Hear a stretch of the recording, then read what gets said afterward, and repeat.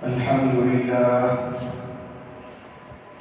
لله نحمده ونستعينه ونستغفره ونؤمن به ونتوكل عليه ونعوذ بالله من شرور أنفسنا ومن سيئات أعمالنا من يهده الله فلا مضل له ومن يضلل فلا هادي له ونشهد أن لا إله إلا الله وحده لا شريك له ونشهد أن سيدنا ونبينا ومولانا محمدا عبده ورسوله أما بعد فأعوذ بالله من الشيطان الرجيم بسم الله الرحمن الرحيم وعباد الرحمن الذين يمشون على الأرض هونا قال النبي صلى الله عليه وسلم من تواضع لله رفعه الله ومن تكبر وضعه الله أو كما قال عليه الصلاة والسلام.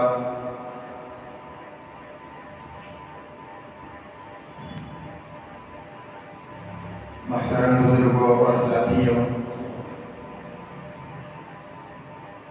گزشتہ جمعہ میں نے آپ حضرات کے سامنے یہ بات عرض کی تھی کہ اللہ تبارک و تعالیٰ نے اپنے برگزیدہ بندوں کا تذکرہ کرتے ہوئے ان کے صفات کو بیان فرمایا ہے،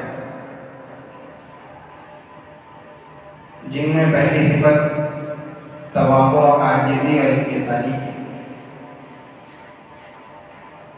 جس کو اللہ تبارک و تعالیٰ نے یوں بیان کیا الذین یمشون علی الارض ہونا. مفسرین فرماتے ہیں کہ صرف ان کی چلن کے اندر تواضع نہیں، بلکہ ان کے 24 گھنٹے کے تمام امور اور کاموں کے اندر تواضع، عاجزی، بیان روی پائی جاتی ہے. نبی رحمت صلی اللہ علیہ وسلم نے فرمایا کہ جو تواضع، عاجزی اختیار کرتا ہے اللہ تبارک و تعالی اس کو بلندیوں سے سرفراز فرماتے ہیں، اور جو آدمی تکبر کرتا ہے، اتراتا ہے، اپنے کو بڑا اور دوسرے کو چھوٹا سمجھتا ہے، اللہ تبارک و تعالی اس کو ذلیل کر دیتے ہیں. اپنے کو بڑا سمجھنے لگتا ہے، خود کی نگاہوں میں تو بہت بڑا ہوتا ہے، لیکن لوگوں کی نگاہوں میں اتنا ذلیل ہوتا ہے کہ کتے اور خنزیر سے زیادہ اس کی کوئی عزت نہیں ہے. آج میں آپ حضرات کے سامنے تکبر سے متعلق چند واقعات بیان کروں گا کہ جن لوگوں نے گزشتہ زمانے میں تکبر کیا، اپنے کو بڑا سمجھا، اوروں کو چھوٹا سمجھا اور اتراتے ہوئے اپنی زندگی گزاری، اللہ تبارک و تعالیٰ نے ان کو کیسے عذاب میں مبتلا کیا، ان کی کیسے گرفت کی اور پکڑ کی، اس مضمون سے متعلق چند واقعات میں آپ حضرات کے سامنے پیش کروں. قرآن کریم کے اندر جتنے بھی واقعات بیان کیے جاتے ہیں اس کا کیا مقصد ہے، اس کی کیا وجہ ہے؟ کیا قرآن کریم واقعات کی کتاب ہے؟ کیا قرآن کریم ہسٹری کی کتاب ہے؟ یا گزرے ہوئے قوموں کے جو واقعات اور جو حالات ہیں یہ بیان کرنے کی کتاب ہے؟ قرآن میں جو واقعات بیان کیے جاتے ہیں اس کا کیا مقصد ہے؟ مثال کے طور پر میں آپ کو بات سمجھاؤں. اگر ایک آدمی سے کہا جائے کہ تم گاڑی آہستہ چلاؤ، اگر تیز چلاؤ گے تو گاڑی کا ایکسیڈنٹ ہو سکتا ہے، ٹکر ہو سکتی ہے، کئی لوگوں کی جانیں جائیں گی اور اس سے بہت زیادہ نقصان ہوگا. خود تمہاری ذات کو بھی نقصان ہوگا اور دوسروں کو بھی اس سے نقصان ہو سکتا ہے. ایک تو یہ صرف کر دیا جائے، اور دوسرا یہ ہے کہ کوئی واقعہ اس کے سامنے بیان کیا جائے کہ ایک آدمی تھا، وہ گاڑی بہت تیز چلا رہا تھا، جس کی وجہ سے دوسری گاڑی سے ٹکرا گیا اور خود بھی مر سامنے والے کو بھی زخمی کر دیا. اس کی وجہ سے کئی لوگوں کی جانیں چلے گئی، کئی بچے یتیم ہو گئے، عورتیں بیوہ ہو گئی. جب اس طرح واقعہ بیان کرنے کے بعد اگر اس سے کہی جائے کہ تم گاڑی کو آہستہ چلاؤ، تو صرف کہہ دینے کے مقابلے میں واقعہ بیان کرنے کے بعد جو بات کہی جائے گی اس کا اثر زیادہ ہوگا. وہ واقعہ سننے کے بعد خود بخود راضی ہو جائے گا کہ بھائی میرے کو گاڑی آہستہ چلانا. اسی طریقے سے قرآن کریم کے اندر مختلف واقعات، قوموں کے واقعات اور حالات جو بیان کیے گئے ہیں وہ اسی وجہ سے، تاکہ اس کے ذریعے سے لوگ زیادہ اثر کو قبول کریں. اگر صرف کہہ دیا جاتا کہ نبی کی بات کو مان لو، نہیں مانیں گے تو عذاب میں مبتلا ہو جائیں گے، اگر صرف اتنا کہہ کر خاموش ہو جاتے تو لوگ ہو سکتا ہے کہ زیادہ اثر قبول نہ. جب واقعات کو بیان کر کے ان کو کہا جا رہا ہے تو لوگ اسے زیادہ اثر قبول کریں. لہذا آج جو میں واقعات بیان کر رہا ہوں وہ اسی وجہ سے، تاکہ پچھلے جمعہ کے اندر جو آیات اور حدیث کی روشنی کے اندر تکبر کی مذمت اور تواضع کی پسندیدہ صفت ہونے کو بیان کیا گیا تھا وہ اچھے طریقے سے ہم سمجھ سکیں. چنانچہ ہم قرآن کریم سے ہی شروع کرتے ہیں. اللہ تبارک و تعالی قرآن کریم کے اندر قارون کا ذکر کرتے ہوئے فرماتے ہیں ان قارون کان من قوم موسیٰ فبغى علیہم. قارون یہ حضرت موسیٰ علیہ السلام کی قوم کا آدمی تھا. حضرت موسیٰ علیہ السلام کا چچازاد بھائی تھا. اللہ تبارک و تعالیٰ نے اس کو بہت اچھی آواز دی تھی، بہت سریلی آواز، بہت عمدہ لہن کے اندر، عمدہ لہجے کے اندر وہ تورات کی تلاوت کرتا تھا. لیکن جیسے بنی اسرائیل میں ایک آدمی تھا سامری، اس نے قوم کو گمراہ کر دیا تھا جو کہ قوم میں منافق تھا، ایسے ہی قارون بھی منافق تھا. وہ سچا پکا مومن اور مسلمان نہیں تھا. جب اس نے دیکھا کہ اللہ تبارک و تعالیٰ نے حضرت موسیٰ علیہ السلام کو نبوت سے سرفراز فرمایا اور حضرت ہارون علیہ السلام کو دانشمندی عطا کی، لیکن مجھ کو کچھ نہیں دیا، جب یہ دیکھا تو ناراض ہو گیا اور حضرت موسیٰ علیہ السلام کی نبوت کا انکار کر دیا، اللہ کی نافرمانی کی، اللہ کی ناشکری کی. وَآتَيْنَاهُ مِنَ الْكُنُوزِ مَا إِنَّ مَفَاتِحَهُ لَتَنُوءُ بِالْعُصْبَةِ أُولِي الْقُوَّةِ. اللہ تبارک و تعالیٰ نے اس کو اتنا مال دیا تھا کہ صرف اس کے خزانوں کی چابیوں کو اٹھانے کے لیے ایک بہت طاقتور جماعت ہوتی تھی، اور اس کی چابیوں کو اٹھانے کے لیے وہ جماعت بھی یعنی بوجھل ہو جایا کرتی تھی، اتنی زیادہ چابیاں تھیں. جب ان چابیوں کو سواریوں پر لادا جاتا تو صرف چابیوں کو سوار کرنے کے لیے 60 خچر ہوتے تھے. تو اس سے اندازہ کریے کہ اس کا خزانہ کتنا بڑا ہوگا.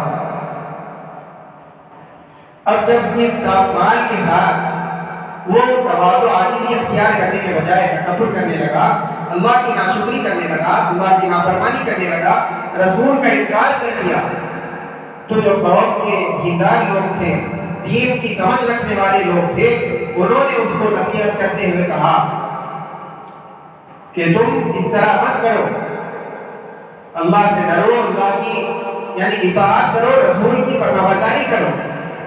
اور جو قوم کے واعظین تھے، خیرخواہ تھے، انہوں نے اس کو نصیحت کی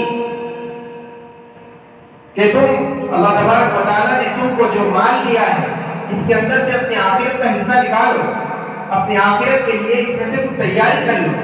اللہ تبارک و تعالیٰ نے جیسے تم کو دنیا کے اندر مال دیا ہے، ایسے ہی اپنا حصہ اس مال کے اندر سے آخرت کے لیے بھی تیار کرو، تاکہ تم اس زندگی کے اندر بھی کامیابی کے ساتھ زندگی گزارو اور قیامت کے اندر بھی تم کامیاب ہو.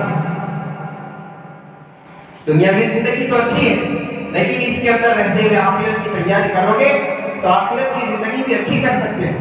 یہ نصیحت کی اور کہا کہ اس طرح اس مال کے اندر تمہارا حق ہے اور تم اس سے فائدہ اٹھاتے ہو، ایسے ہی اس کے اندر تمہارے پاس آنے والے مہمانوں کا بھی حق، تمہارے گھر میں رہنے والے اولاد کا، اور اسی طریقے سے بیوی کا اور جو رہنے والے ان کا بھی حق ہے، تمہارے اڑوس پڑوس میں رہنے والوں کا بھی اس کے اندر حق ہے، بیواؤں کا، مسکینوں کا، یتیموں کا اور قیدیوں کا اس کے اندر حصہ ہے، ان کے ساتھ ہمدردی کرو، تمہارے مہمانوں کا بھی اس کے اندر حصہ ہے، اور تمہارے جو رشتہ دار خاندان کے لوگ ہیں ان کا بھی اس کے اندر حصہ ہے، ان کے حقوق کو ادا کرو اور ان کے ساتھ نرمی محبت کا معاملہ کرو، جیسے اللہ تعالیٰ نے تمہارے ساتھ احسان کا معاملہ کیا ہے ایسے ہی تم ان لوگوں کے ساتھ احسان اور محبت کا معاملہ کرو اور ان کے ساتھ ہمدردی کے ساتھ پیش آؤ۔ جب قوم کے لوگوں نے یہ نصیحت کی تو جواب میں کہنے لگا کہ اللہ تبارک و تعالیٰ نے یہ جو مال مجھ کو دیا ہے میری اہلیت کی وجہ سے اور میرے قابل ہونے کی وجہ سے دیا، اور اللہ کو معلوم ہے کہ میں اس کا لائق تھا اسی لیے مجھ کو یہ مال دیا۔ ایک دن اپنے پورے حشم و قدم کے ساتھ، غلاموں کے ساتھ، مختلف قسم کے سواری، گھوڑے اور خچر اور جتنے بھی سواری اس کے پاس تھے اور مختلف قسم کے لباس، زیورات، غلام باندی اور جتنے بھی اس کے آرائش کے اور آسائش کے سامان تھے سب کو لے کر کے ایک دن اتراتے ہوئے قوم کے سامنے آیا۔ جب قوم کے اندر ایسے بھی لوگ تھے جو دنیا کے طلبگار تھے، دنیا سے محبت کرنے والے تھے، دنیا کے چاہنے والے تھے، جب انہوں نے یہ منظر دیکھا تو ان کے منہ کے اندر پانی آ گیا۔ انہوں نے کہا کہ یہ قارون کی کیا ہی خوش قسمت نعمت ہے اور اس کی کیا ہی یعنی اچھا نصیب ہے، کیسی بہترین زندگی ہے، نعمتوں سے بھرپور، ہر طرح کا آرام اور ہر طرح کی نعمت، کوئی پریشانی نہیں۔ کاش اگر ہمارے پاس بھی اگر ایسی نعمتیں ہوتی، ایسی زندگی ہوتی تو کیا ہی اچھا ہو۔ لیکن کچھ ایسے بھی لوگ تھے جو دیندار تھے، جو آخرت کی فکر رکھنے والے تھے، جن کو آخرت سے لگاؤ تھا، دین کا کچھ فہم تھا، دین کی جانکاری تھی۔ انہوں نے کہا کہ اللہ تبارک و تعالیٰ کے پاس جو ثواب یعنی جنت اللہ کے پاس جو تیار ہے وہ اس نعمت سے کئی درجے بلند اور بہتر ہے، لیکن وہ جنت ان لوگوں کے لیے ہے جو ایمان لائے اللہ تبارک و تعالیٰ پر اور حضرت موسیٰ علیہ السلام پر، اور نیک اعمال کرے اور جو کچھ بھی اس پر تکلیف آئے گی اس پہ صبر کرے اور ثواب کی امید رکھے، تو ان کے لیے یہ ساری نعمتیں ہیں جو اللہ کے پاس موجود ہیں۔ اللہ تبارک و تعالیٰ کو اس کا یہ اترانا، یہ تکبر کرنا اور دوسروں کو حقیر نگاہوں سے دیکھنا پسند نہیں ہے۔ اللہ تبارک و تعالیٰ نے اس کو اور اس کے گھر کو مال سمیت زمین کے اندر دھسا دیا۔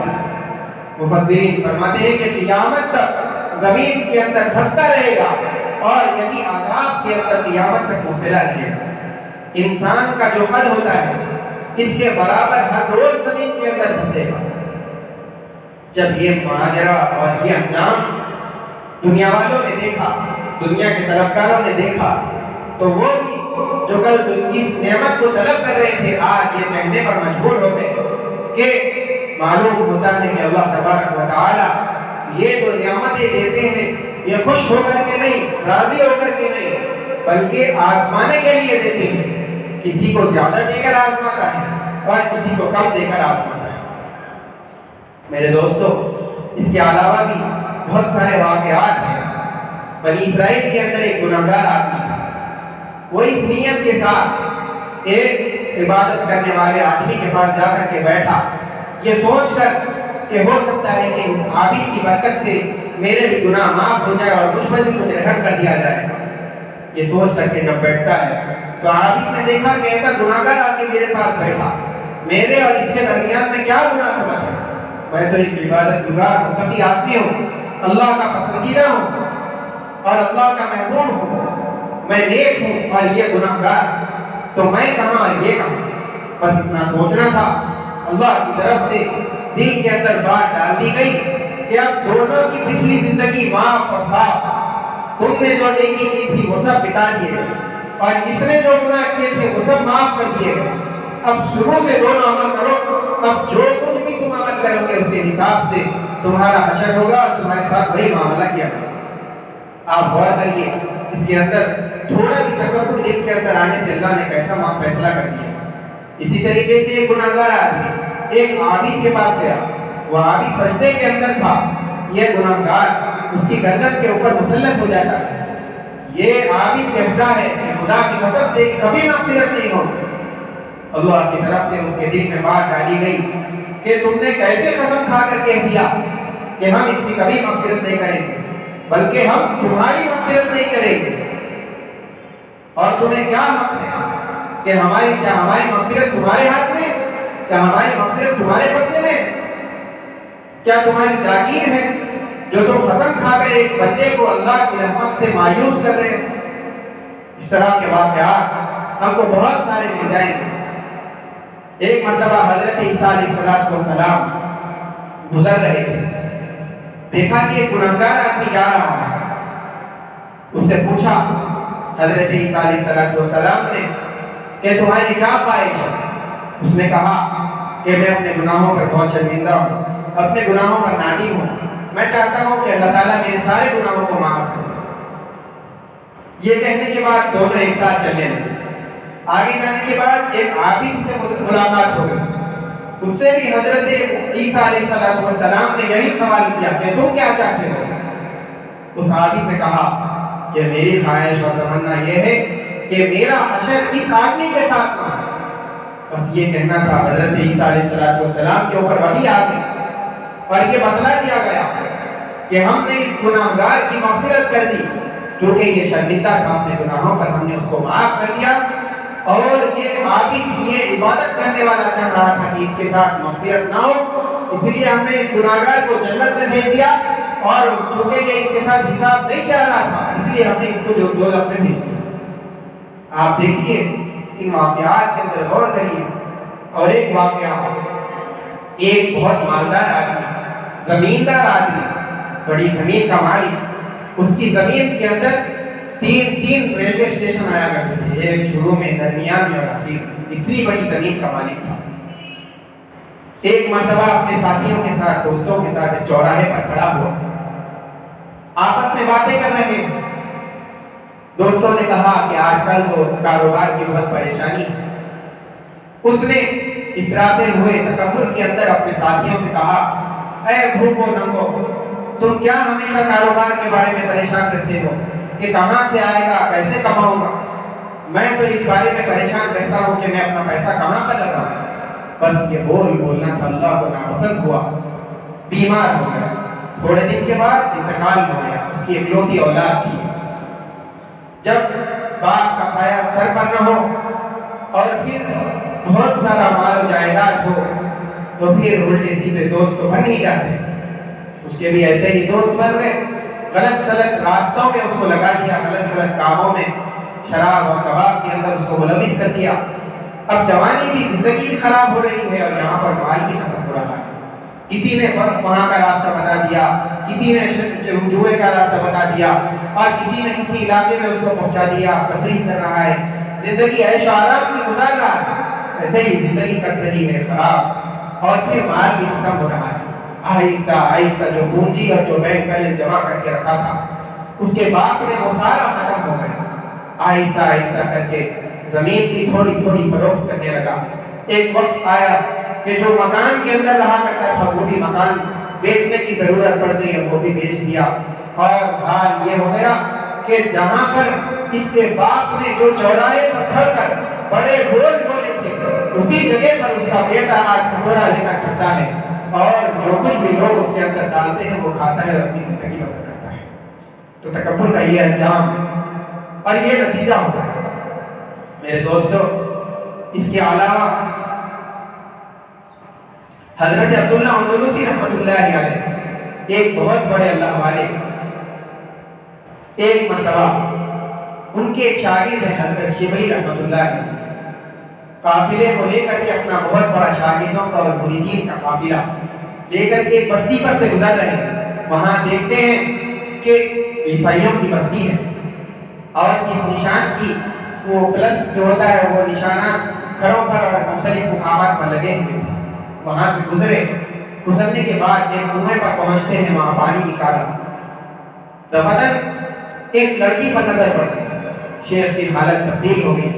اپنے مریدین سے کہنے لگے کہ تم یہاں سے چلے جاؤ, اب میرے پاس کچھ نہیں. ایسے شیخ جو قرآن کے حافظ, 1,00,000 حدیث جس کو یاد ہے, اور جس کے دم پر کئی خانقاہیں اور کئی مسجدیں آباد ہیں, جن سے سارا ملک وابستہ ہے اور ان سے بیان ہے, آج یہ شیخ کہہ رہا ہے کہ تم چلے جاؤ, میرے پاس اب دینے کے لیے تمہارے پاس کچھ نہیں ہے. اب مریدین نے جب یہ بات سنی تو روتے ہوئے واپس لوٹے. جب اپنے علاقے میں پہنچے لوگوں کو یہ بات بتلائی کہ شیخ کا یہ واقعہ پیش آیا ہے, تو کئی لوگ بے ہوش ہو گئے, کئی لوگوں کا انتقال ہو گیا, اور لوگ پریشان ہو گئے کہ اللہ تیری اتنی بے نیازی ایسے ایسے بندوں کے ساتھ, تو کیسا معاملہ کرتا ہے تیرا دین, اور تو کیا بے نیاز ہے جس سے چاہے کام دے سکتا ہے اور جس سے چاہے محروم کر سکتا ہے. اب لوگوں کی عجیب کیفیت ہے. اب شیخ کا یہ حال ہو گیا کہ گلیوں سے گزرتے ہوئے لوگوں سے پوچھا کہ وہ لڑکی کس کی تھی, وہ کس کی بیٹی ہے. بتایا کہ فلاں نمبردار صاحب کی ہے.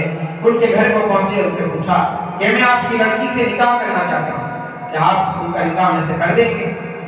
باپ نے کہا کہ ہم نکاح تو کریں گے, لیکن اس کے لیے ایک شرط یہ ہے کہ تم ہمارے پاس رہو گے اور ہماری خدمت کرو گے, اور جب آپس کے اندر تعلق اور انس اور تھوڑا تعلق ہو جائے گا اس کے بعد ہم تمہارا نکاح ان سے کر دیں گے. اس پر بھی راضی ہو گئے, اور خدمت بتائی کہ ہمارے پاس جو خنزیر ہمارے گھر کے ہیں ان کو تم کو لے جا کر چلانا ہوگا, صبح لے جانا ہوگا اور شام کو پورا پیٹ بھر کے ان کو واپس لانا ہوگا.